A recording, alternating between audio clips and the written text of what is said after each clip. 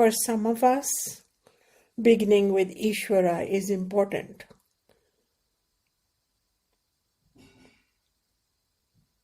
I would say for all of us. And those who carry Ishvara within them, who have either understood Ishvara from a previous birth, or they have come into the knowledge of Ishvara and are truly being true bhaktas from a yogic perspective, then we find some behaviors in them, which we have been discussing in the Bhakti Yoga classes.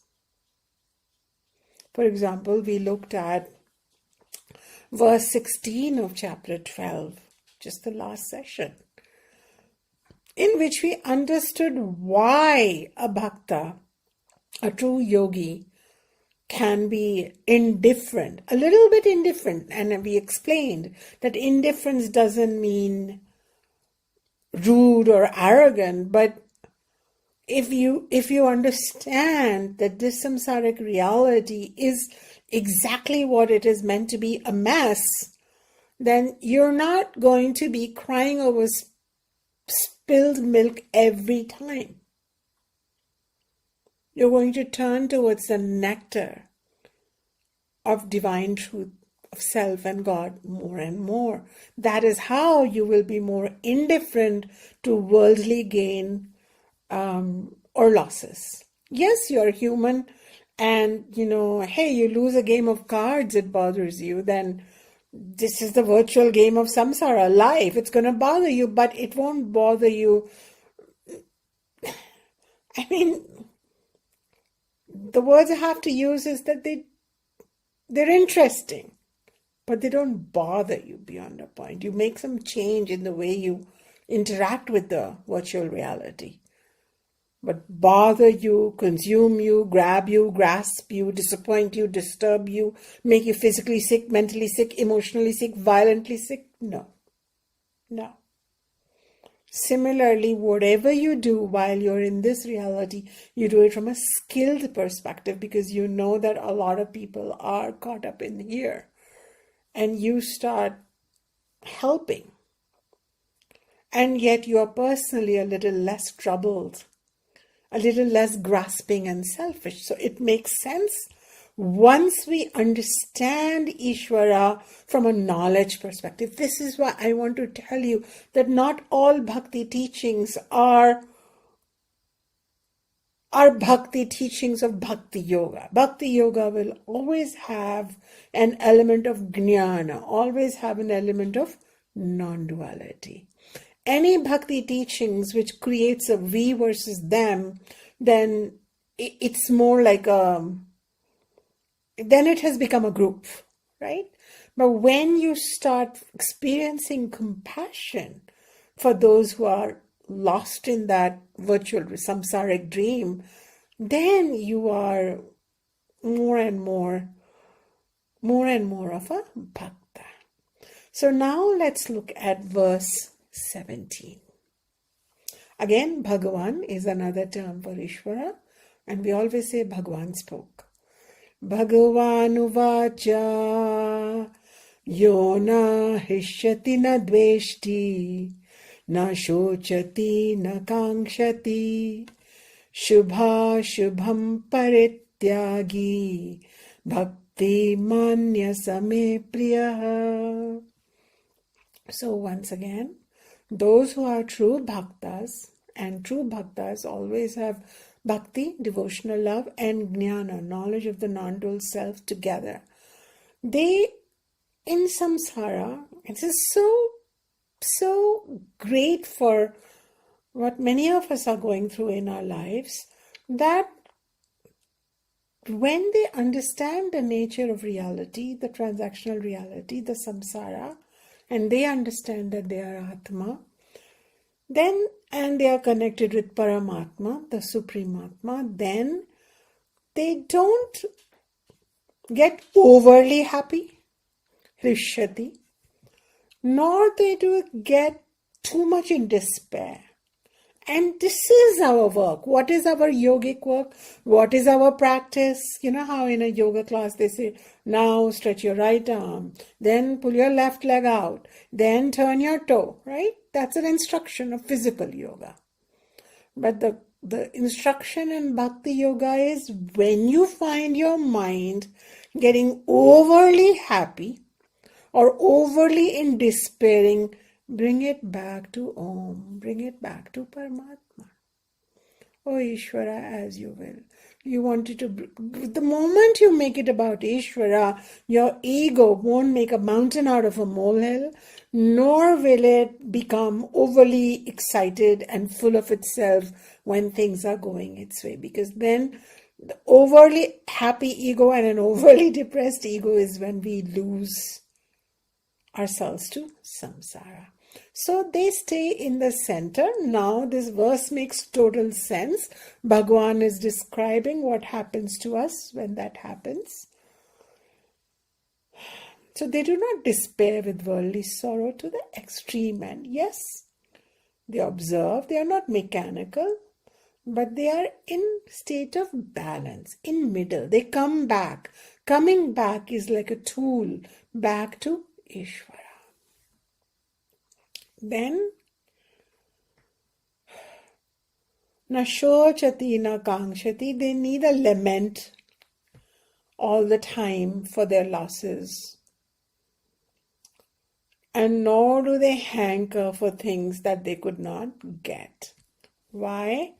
Because their bulk of their mind and bulk of their awareness is now moving towards this kind of learning, awareness, and trying to not be so colored by the virtual reality of samsara. So remember, we're talking about yogis here. And the concept of a yogi in today's world is somebody who's very thin, fashionably thin, who wears very tight clothes and can move their body flexibly. But in the traditional sense, and I'm bringing out this comparison not to mock, but it's important for you to understand that there is another kind of yoga. This is the inner yoga, the yoga of your mental attitudes, the yoga of your resilience. You could be resilient in your body, but if you're not resilient in your ability to deal with ups and downs of life, then what use is yoga?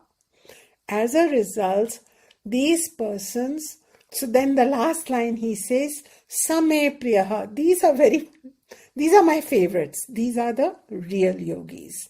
And they're very beloved to me. So this is what we are saying. So I believe last time I had given you this example. It's a common Vedanta example that if you are standing in a dark night, no moon night, and you had this one lamp, you'd really hold on to it. And if some waft of wind blew it out, then this is a problem. Like you had this one lone light and the lamp blew out and now you're in a fix. Yeah. But what if you're standing in the middle of the day sun? It's all bright. Does the lamp being extinguished matter? Think about it.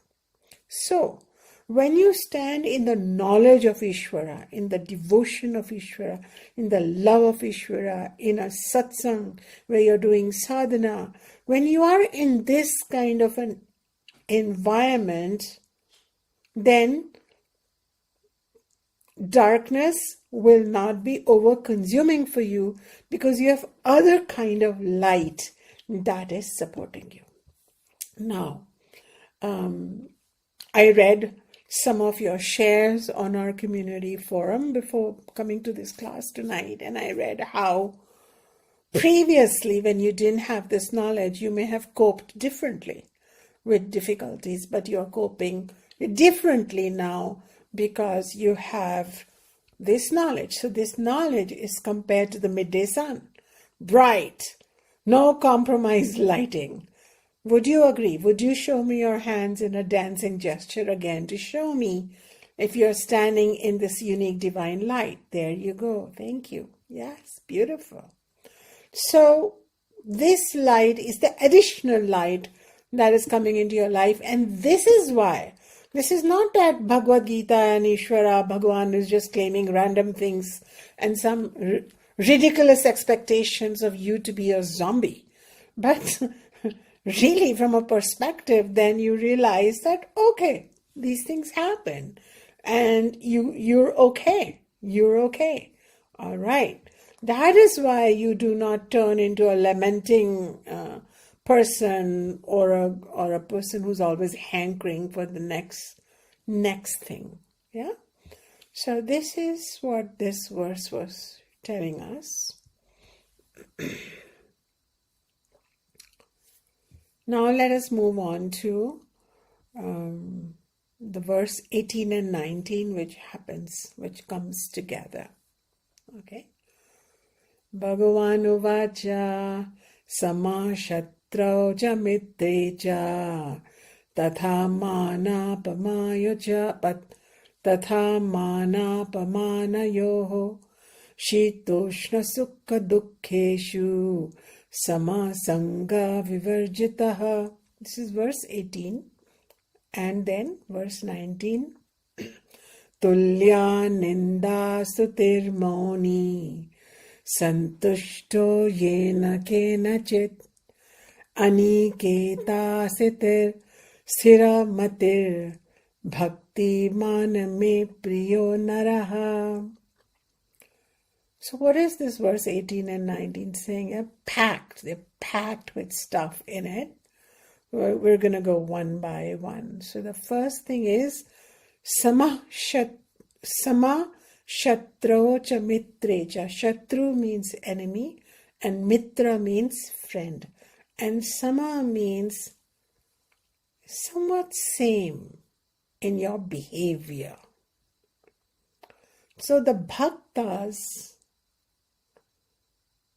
they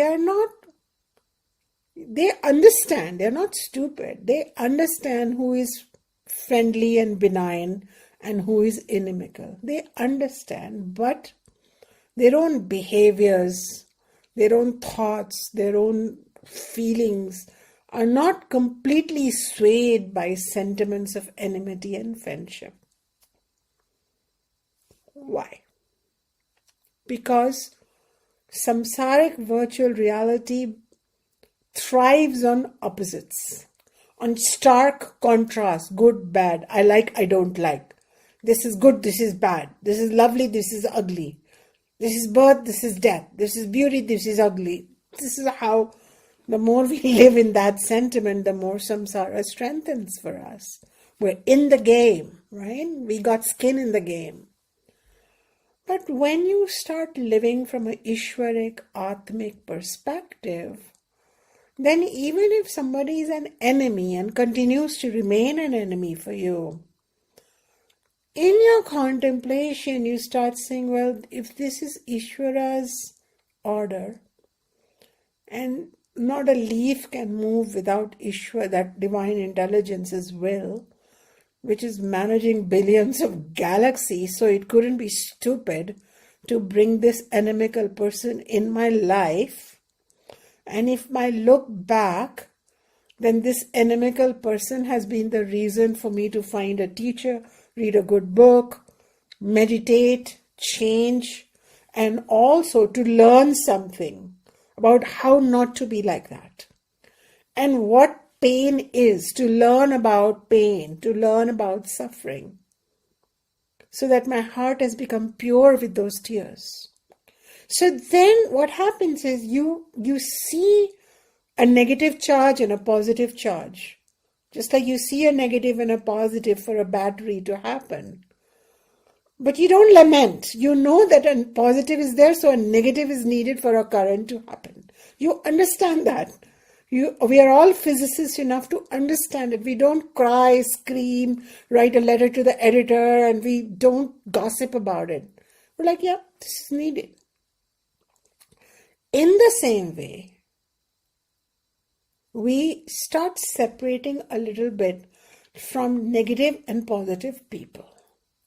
This is for yoga in bhakti, because you are moving towards a greater truth.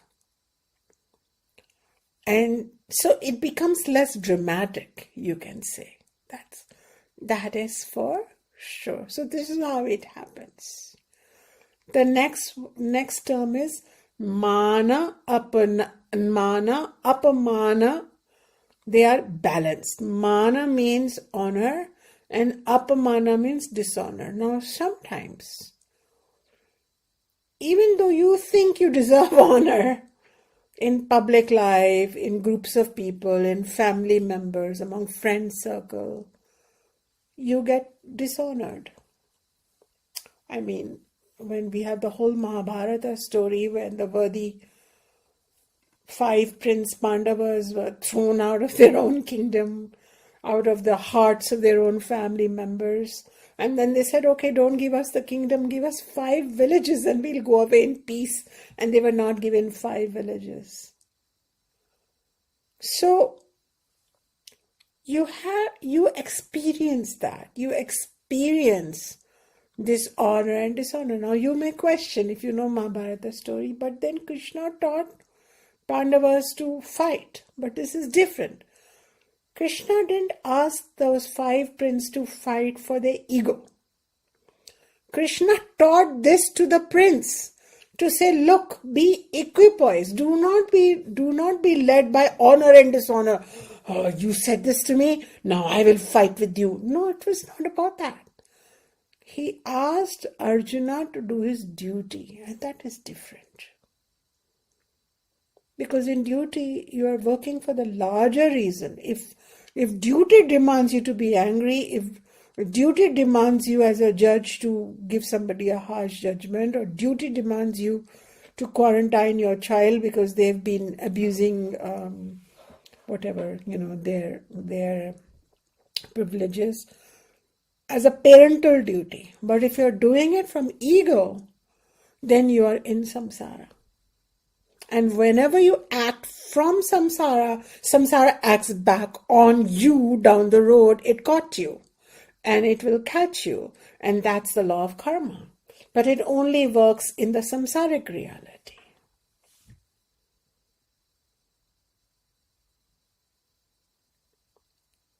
But if you're doing your duty, Ishvara given duty, then you are protected by Ishvara. I question, should I be teaching? Have I made a mistake? Should I be doing it this way, that way? My ordinary brain doesn't know. But there is a lot of protection because Ishvara posted a lot of signposts for me that this is my duty.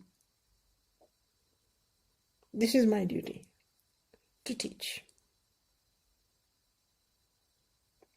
So when you do duty, it's different. But when you are caught up in honor, dishonor, which all of us are, then we are in samsara. But a bhakta remains equipoised, means they are not pulled in extreme behavior. Similarly, śhītoṣhṇa-sukha-duḥkheṣhu and sukha-duḥkha samaḥ means, śhītoṣhṇa means body, hot and cold. We want, favorable, and dukkha sukha is unhappiness and happiness. So these unfavorable circumstances are like night and day, or hot summer and cold winter. And we have to, bhaktas, they learn to tolerate a little bit. So there is a great saint from India, Ramakrishna Paramhansa. And there is a story about him that he got cancer. And he was also a great devotee of Divine Mother Kali. So he used to see her, he said, and it was not a samsaric darshan, he had an atmic union with her, clearly. So, and Ishvara gives you darshan the way you want to see them. So his devotees wanted him to live in that body longer, so they begged him. They said, tell Ma Kali to cure you.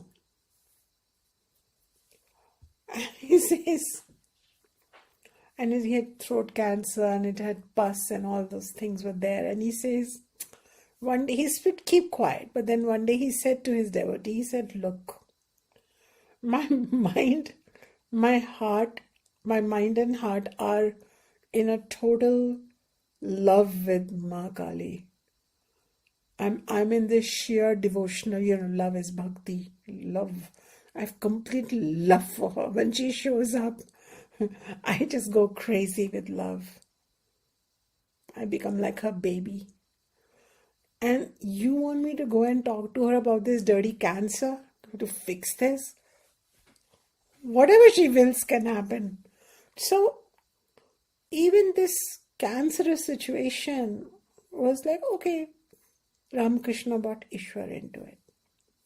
So I'm not saying you have to do that, but all I'm saying is, can you grasp less to the virtual body in the virtual game of samsara? That's what I'm saying.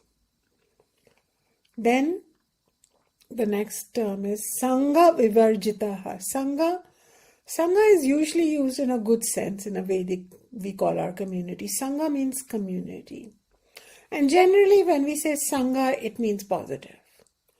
Kusaṅga, Ku saṅga means negative, unfavorable community, unfavorable association.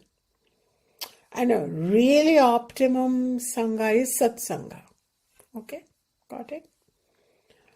So what they are saying is that these bhaktas, they really can smell from or sense from very far what is a kusaṅga, what is a negative association, and they stay away from it. And so we give the example in Vedanta of crows and swans. And crows, they tend to squabble a lot. As birds, I've kind of grown up with them in a tropical country.